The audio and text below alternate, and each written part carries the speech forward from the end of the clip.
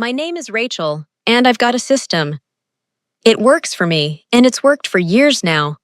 I wake up, I go to the gym, I work my bartending shifts at the trendy cocktail place downtown, and I live my life exactly how I want to live it. No strings, no complications, no messy emotional entanglements that leave you crying into your pillow at 2 a.m. wondering what went wrong. If you enjoyed this story, don't forget to like, subscribe, and leave a comment. Thanks so much for watching. I learned early that people leave. They always leave. My dad left when I was 12. My first serious girlfriend in college left me for some guy she met in her women's studies class. The irony wasn't lost on me. And my last attempt at something real ended with her moving across the country for a job she never even mentioned she was applying for. So I adapted. I evolved. I created a better way. The way I see it, everyone's looking for something different anyway. Take last Friday night. I met this girl Sarah at the club. Tall, athletic, short blonde hair. The kind of confidence that comes from being good at everything she tries. She was visiting from Seattle, some kind of tech consultant, and she had this laugh that made everyone in a 10-foot radius turn and look. We danced.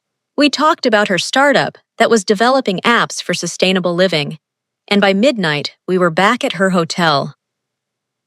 Sarah was intense, focused like she approached everything in life with the same methodical precision she probably used to code. She wanted control, wanted to be the one making the decisions, and that was fine by me. We spent the night together, and in the morning, she was already on her laptop, taking calls about server migrations while I made coffee in the tiny hotel kitchenette. She kissed me goodbye with the same efficiency she did everything else, and that was that. Clean, simple, satisfying. The weekend before that, it was Maya, completely different energy.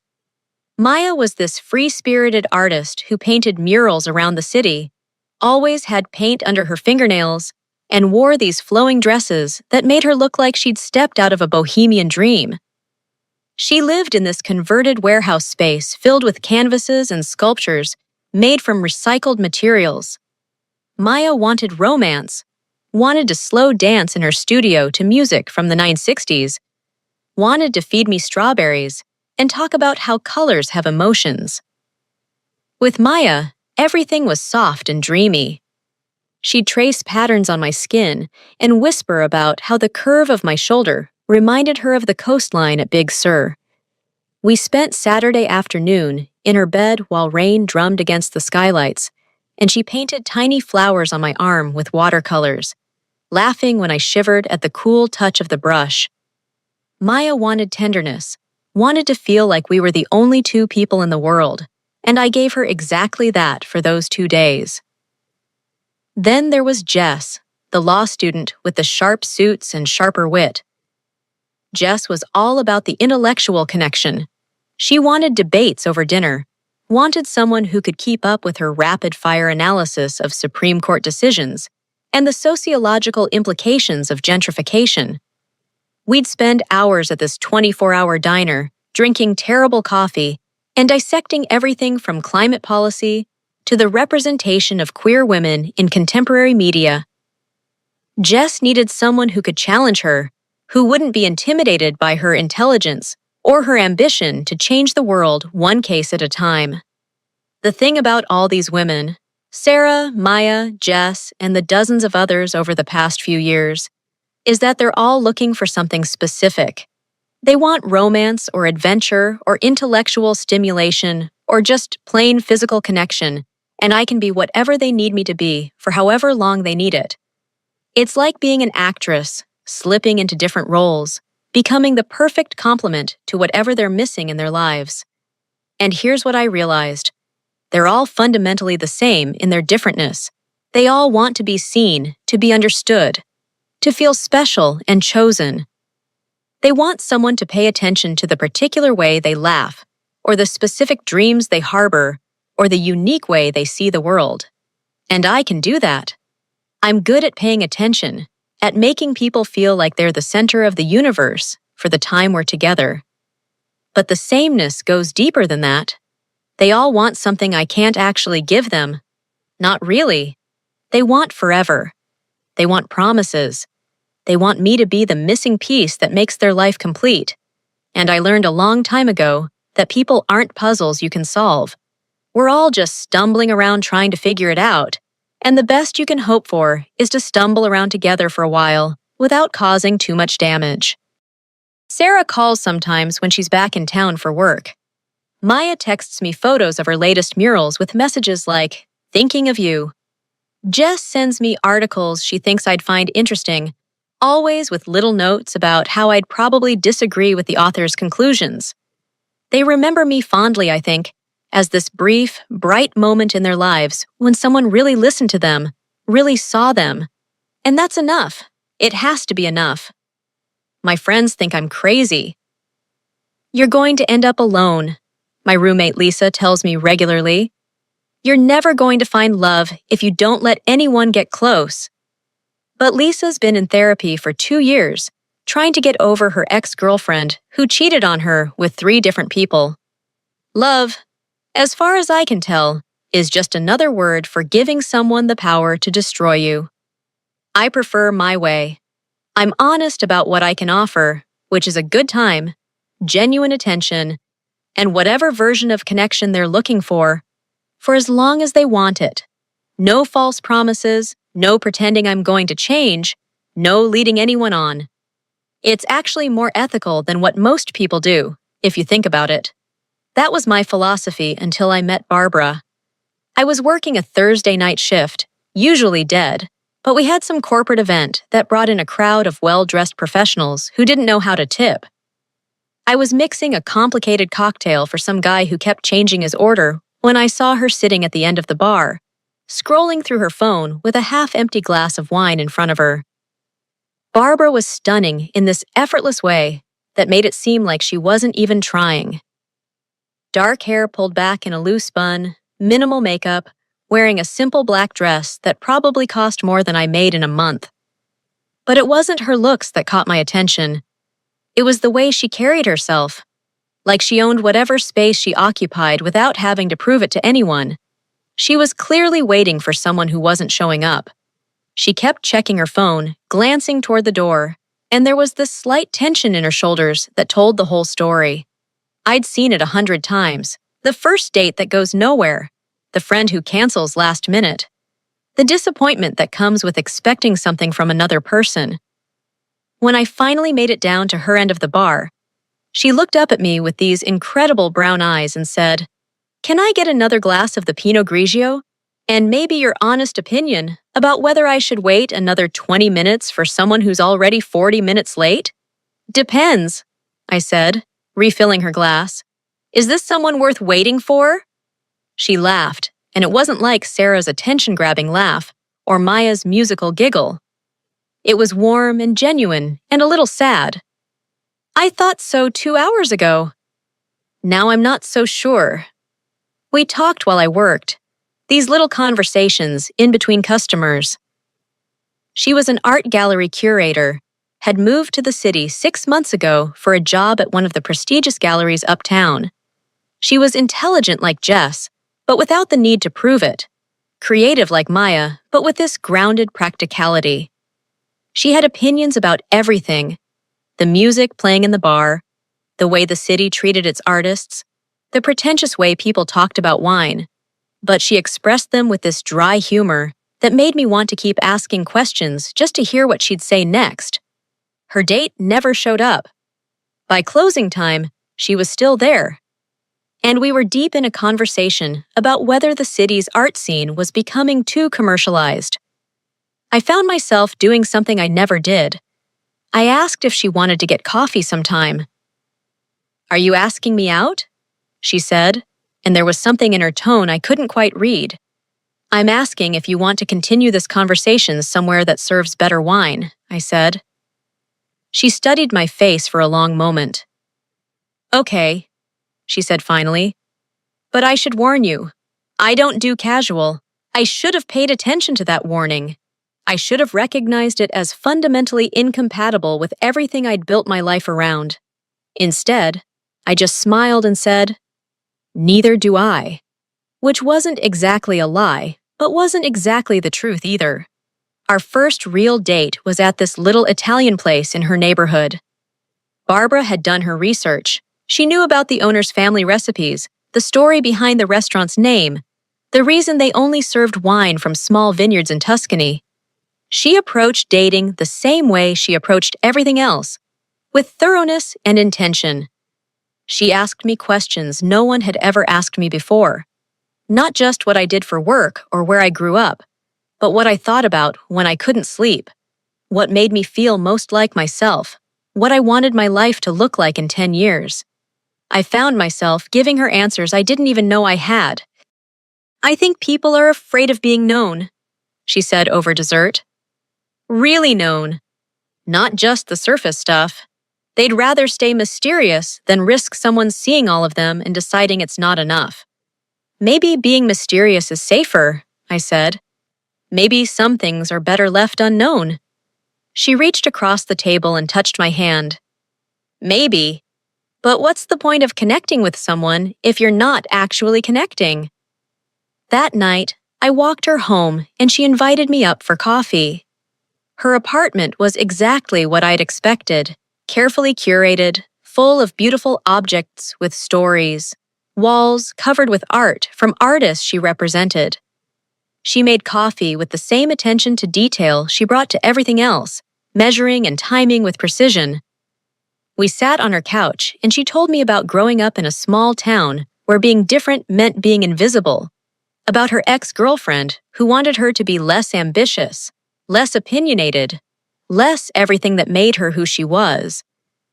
She talked about moving to the city as this act of faith in herself, believing she could build the life she actually wanted instead of settling for what seemed possible. "What about you?" she asked. "What brought you here?" I could have told her the truth, that I came here to disappear, to become someone who didn't need anything from anyone. Instead, I told her about wanting to bartend at the best cocktail bars in the country, about the art of creating perfect drinks for people who needed them. It wasn't entirely false, but it wasn't the whole story either. We kissed that night for the first time, and it was different from all the kisses that came before. With Barbara, I wasn't performing a role or giving her what I thought she wanted. It felt like she was kissing the actual me, whoever that was, and somehow that was enough. We started seeing each other regularly. Barbara would come to the bar on my shifts, sitting at the end with a book or her tablet, occasionally looking up to catch my eye and smile. I'd go to gallery openings with her, standing beside her as she talked to artists and collectors, watching her work with this quiet admiration for how she could make everyone feel like the most important person in the room. She was nothing like the other women I'd been with, and not just because she was looking for something serious. Sarah had been confident, but Barbara was secure. Maya had been artistic, but Barbara understood art as both beauty and business. Jess had been intelligent, but Barbara was wise in this way that made me want to ask her opinion about everything. The problem was that Barbara wanted to know me, really know me. She'd ask about my family, my past relationships, my dreams beyond mixing drinks and living paycheck to paycheck. She wanted to understand why I lived the way I lived, why I kept people at arm's length, what I was so afraid of. I started making up stories, little lies that felt easier than the truth. I told her about fictional relationships that ended amicably, about choosing independence over settling down, about being focused on my career goals. She listened with this thoughtful expression, and I could tell she sensed there was more to the story, but she didn't push. For 3 months, we existed in this strange space where I was more honest with her than I'd been with anyone in years, but still holding back the essential truth about who I really was. She'd stay over at my place, and I'd wake up to find her making breakfast, humming while she worked, perfectly content in my messy kitchen with its mismatched dishes and broken coffee maker. She'd leave little notes in my bathroom mirror or tucked into my jacket pocket, just simple things like "thinking of you" or "can't wait to see you tonight." Barbara made me want things I'd convinced myself I didn't need. She made me want to plan weekends in advance, to have someone to call when something good or bad happened, to split the check at restaurants because we were building something together instead of just passing time. She made me want to be known by someone, really known, and still be loved. But the longer we were together, the more I could see her getting frustrated. She'd ask me questions about my past, and I'd deflect with humor or change the subject. She'd try to make plans more than a week in advance, and I'd make excuses about not knowing my work schedule. She wanted to meet my friends, my family, to become part of my actual life, instead of just this separate compartment I kept her in. "I feel like you're always holding something back," she said one night after we'd been together for 4 months. We were in her bed, and she was tracing patterns on my shoulder the way Maya used to do. But with Barbara, it felt like she was trying to map the parts of me I wouldn't let her see. "I'm here," I said. "I'm with you." "But are you really?" She propped herself up on her elbow and looked at me. "Because sometimes it feels like you're just playing a part, like you're being the version of yourself you think I want to see." The worst part was that she was right. Even with Barbara, even though I cared about her more than I'd cared about anyone in years, I was still performing. I was being the version of myself that could fit into her life, that could make her happy without requiring too much vulnerability in return. "I don't know how to do this," I admitted. "I don't know how to be with someone without eventually disappointing them." "So you disappoint them first?" she asked. "You keep them at a distance so they can't get close enough to hurt you?" I didn't answer, but she could see it in my face. "Rachel," she said, and her voice was gentle but firm. "I can't be in a relationship with someone who won't let me in. I can't love someone who's determined to remain a mystery." That word, love, hung in the air between us like a challenge. She'd never said it before, and hearing it now felt like everything I'd been afraid of crystallizing into reality. "I need to think," I said, and I could see the disappointment flash across her face before she schooled her expression back to neutral. "Okay," she said. "But Rachel—" "Don't think too long. I deserve someone who's sure about me." I went home that night and couldn't sleep. I kept thinking about all the women I'd been with over the years, all the different versions of myself I'd presented, all the ways I'd convinced myself that keeping things surface level was kinder than going deep. I thought about Sarah's efficiency, Maya's tenderness, Jess's intensity, and how I'd given each of them exactly what they'd seemed to want while never risking anything real myself. Barbara was asking for something different. She was asking for the truth, messy and complicated, and potentially disappointing as it might be. She was asking me to trust her with the parts of myself I'd spent years protecting, to believe that maybe this time, being known wouldn't end in abandonment. I spent 2 weeks avoiding her calls, making excuses about being busy with work, telling myself I was doing her a favor by letting her find someone who could give her what she wanted. But the truth was, I missed her. I missed her laugh and her opinions about everything, and the way she made me feel like I was interesting and worth knowing. I missed having someone to text when something funny happened at work, someone who remembered that I liked my coffee with too much sugar and not enough cream. I missed being seen by someone who seemed to actually like what she saw. It took me those 2 weeks to realize that I was in love with her. Not the performance of being in love, not the temporary infatuation I'd felt with other women, but the real thing. The terrifying, vulnerable, life-changing thing that makes you want to build a future with someone instead of just enjoying the present. I showed up at her gallery on a Thursday afternoon with no plan except to tell her the truth. She was in the back office, reviewing submissions from local artists, and when she saw me, her face went through this complicated series of emotions before settling on cautious hope. "I need to tell you something," I said. "Actually, I need to tell you everything." So I did. I told her about my system, about the way I'd been living for years, about all the women who'd wanted different things from me, and how I'd learned to become whatever they needed. I told her about my fear of being left, about how I'd convinced myself that shallow connections were safer than deep ones. I told her about the lies I'd told her, the ways I'd been performing even with her. "I don't know how to do this," I said finally. "I don't know how to be in love with someone without being terrified they're going to leave, but I know I want to learn. I know I want to try with you if you'll let me." Barbara listened to all of it without interrupting, her face unreadable. When I finished, she was quiet for a long time. "Do you know what I was thinking when I first met you?" she said finally. "I was thinking that you seemed like someone who was running from something, but I couldn't figure out what. Now I know. You were running from this, from the possibility of actually connecting with someone." "I know," I said. "I know, and I'm sorry." "I don't need you to be sorry," she said.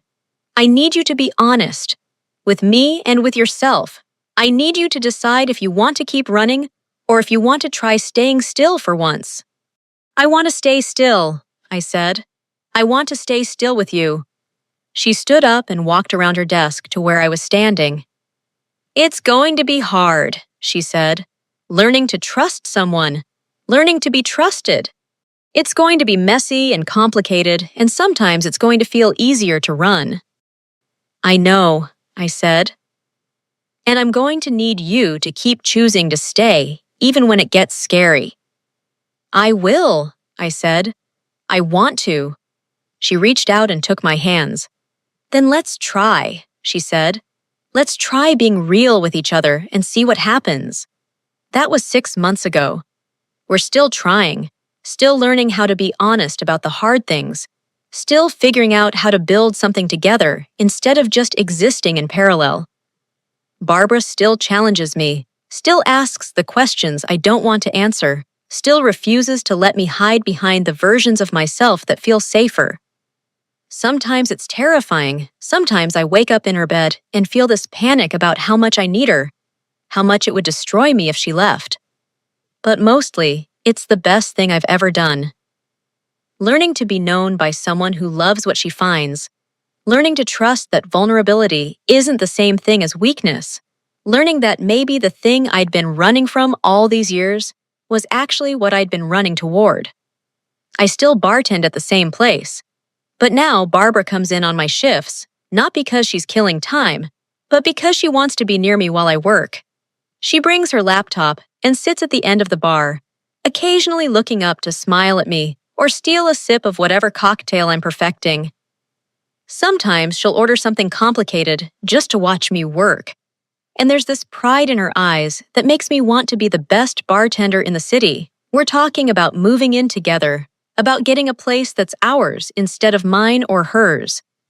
We're making plans that extend beyond next weekend, talking about the gallery she wants to open someday, and the restaurant I maybe want to manage.